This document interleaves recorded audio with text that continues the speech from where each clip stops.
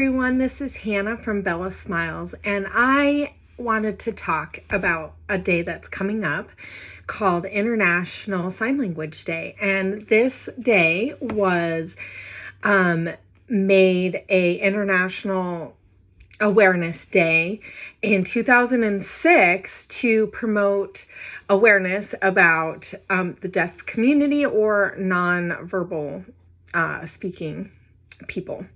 And it's one of the things that kind of correlates with developmental disabilities and the lack of being able to communicate is a big issue.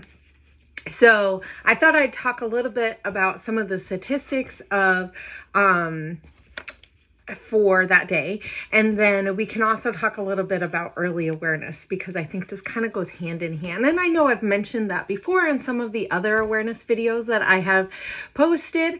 So if you like this content, you like these tips, you like hearing these statistics, please give us a thumbs up and make sure you share this video for people who you think that it will be helpful, because that's why we do these. We really want to share some facts and share some tips on things that you can do that will help improve your lives or people's lives around you, and also just help you be more aware of the people that maybe you're interacting with on a day-to-day basis.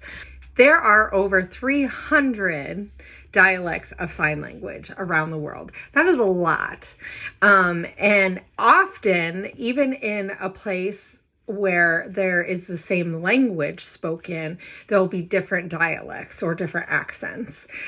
So just the way that you sign can tell someone else where you live, which is pretty cool.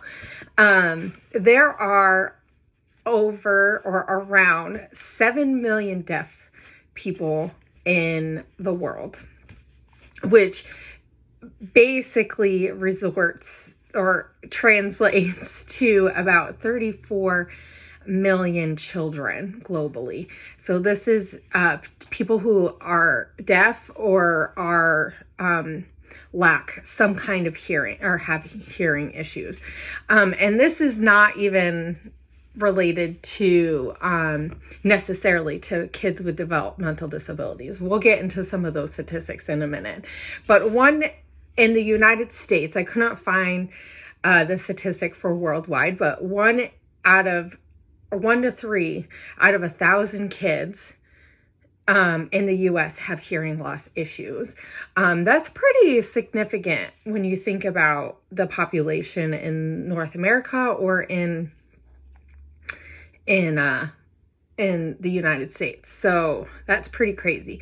Now, to kind of bring it towards developmental disabilities, because that's what we specialize in, and that's where our heart is to help families with developmental disabilities. And it's a really difficult life to live, because sometimes it often feels really lonely, and even more so when you can't communicate with your child because they have either hearing loss issues or they are what is considered nonverbal learning disability. And about 3 to 4% of the children with developmental disabilities have this issue.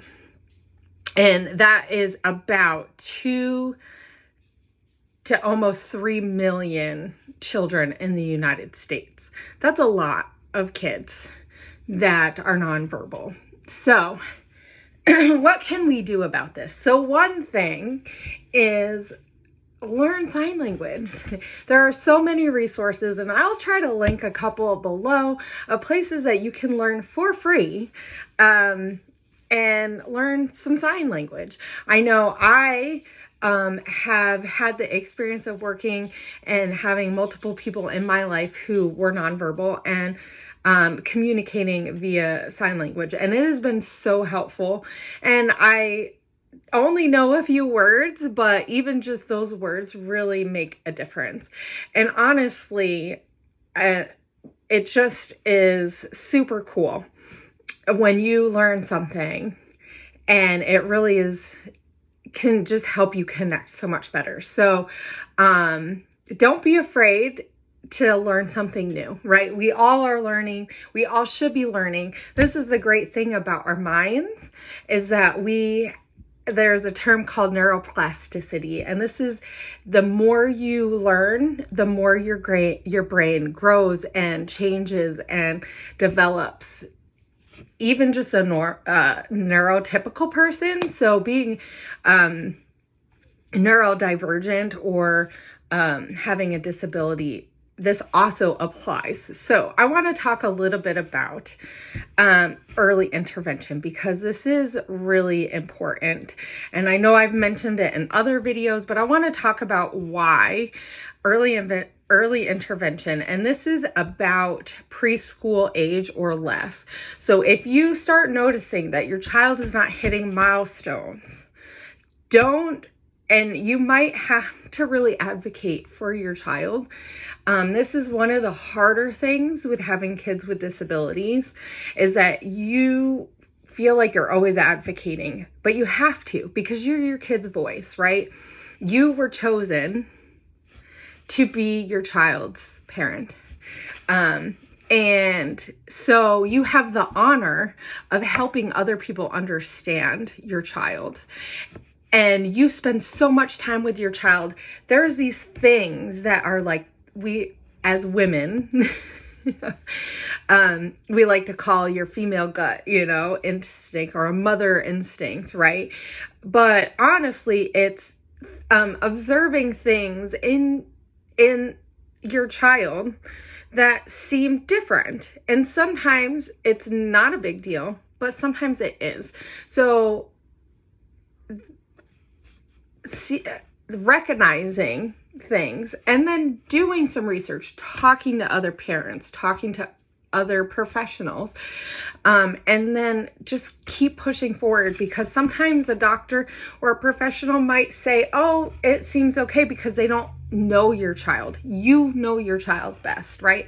So the more you advocate for them, the better care they're going to give. And we want the best for your family. We want the best for your child. We want the best for you, because you're going to be a better parent. Your kid is going to be happier and healthier just getting the help that they need. And this is easier said than done, because here at Bella Smiles, we help kids in Uganda. That is one of our big areas where we are helping. And that is really hard, because it is not easy to get to a doctor to be seen. And then it's not easy or cheap to get these evaluations. This is why we need your help at Bella Smiles to help these families get to the doctors, to get assessments, to get the treatments that they need and the therapies that they need that are going to help, and unfortunately, the world needs money to do that most often. If we could barter, that would be awesome, right? If we could get it all for free, that would be awesome, but that's not always the case. So, being in a position where you can help is awesome, and I implore you to think about that and ways that you can help in your community with Bella Smiles. And even just bringing awareness is such a big help for us. Okay, so here are some reasons why intervention is key. And like I said a little bit ago, early intervention is about preschool or under. So as your kid is starting to develop from birth, you start seeing things early on, right? And so getting the therapies and treatments that they might need is going to be really helpful for their future.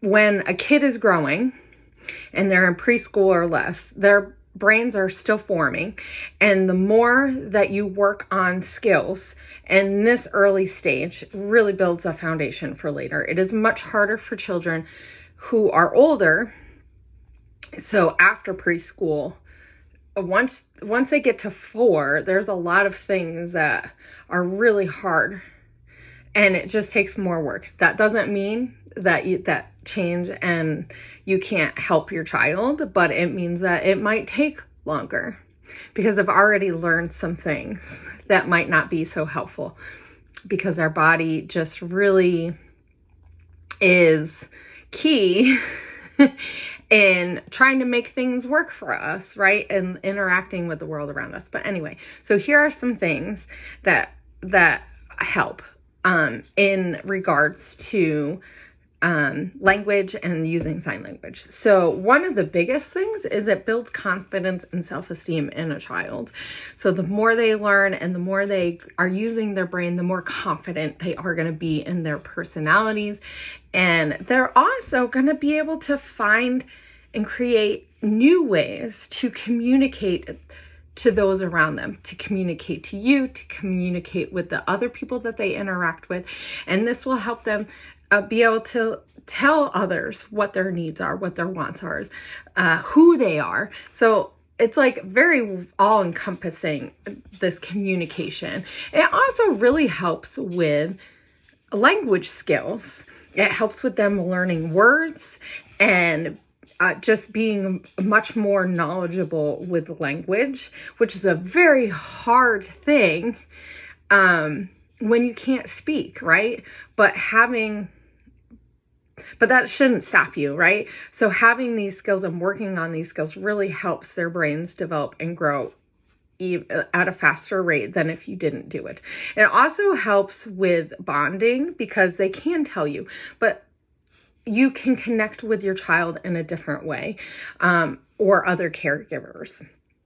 It improves social skills because they are more confident and they do know who they are and they can tell you things. So it really helps their social skills because they don't feel as self-aware of being different, because they can still communicate and they can find other ways to connect, right? And these things can still happen even if you're not using sign language, but it really does help. Okay, and so the last one that I think is a really big one and a key one that I think we can often forget is it reduces frustration. When you're not getting your needs met, especially as a child that is nonverbal, life is so frustrating. And also it's frustrating because they don't understand. I've worked with children who were nonverbal and they had major tantrums and outbursts because they couldn't communicate properly with their caregivers. And it's so hard because you want to communicate and you want to give your child things that they want and need, and you want to help them understand the world around them. But when they don't have the words and a way to express that, then it's just, life is so frustrating and they think that you're telling them something that you're not. So I implore you, as International Sign Language Day comes up, to take some time out of your day. The color for this day is light blue. So you could always wear light blue. You can talk to other people. You can talk and learn more about the deaf community or the nonverbal community. You can also learn some sign language. Learn it and use it. One of the things that I like to do with with Bella is kind of work with her and teach her some of the words that I know. And I'm sure she gets this also at school, but it is really fun. And I know it's hard for her because she has Rett syndrome. So she doesn't have very good hand function. But finding ways for her to use some of these words in a different way so that she can start communicating, because as she gets older, she has different needs and she wants things and she wants to tell you. And yes, she can use sounds and stuff like that, but finding different ways for her to communicate so she can tell us what is one of my favorite things. And it's really fun when I kind of see her try to do elements of things that I've worked with her, as other people and her other caregivers have worked with her. So it's super fun. And I hope you guys take the time to to celebrate International Sign Language Day. One other thing I want to talk about real quick is in October, which is coming up super quick, we are going to be having an awareness function for Rett syndrome. October is Rett syndrome awareness month. And so we are going to be doing an inclusive child's play that is welcome for families. And this is, I'll make sure I have a flyer at the end of this, and you can hop over to our other social medias and you can find out more information. And you can also donate $5 for a box lunch for some of the children. That would be really, really helpful because there already is an entrance fee to get in for the families. So whatever help the families can get. It is really tough right now. Times are really tough for a lot of people, but there also is a lot of people with big hearts. So we're really hoping that we can work together and help the families that need help and figure out and help people learn where they can donate as well. So we will talk to you later. Be on the lookout for other events that we will be doing. You can always find this on our website. We have a calendar for each month, so be checking on there. It's pretty basic, but we also share a lot of other awareness days that we are not talking about because September has a lot. And some months have a lot as well. And so we can't always focus on everything. But I can't wait to interact with you guys. So if you want, leave a comment below and we'll get back to you and we can talk more and discuss a little bit more about International Awareness Day or Sign Language Day, International Sign Language Day, so that you guys can let us know, what are you guys doing to celebrate and to bring awareness for those who are deaf and nonverbal. I can't wait to talk to you and see you guys later. Have a great weekend.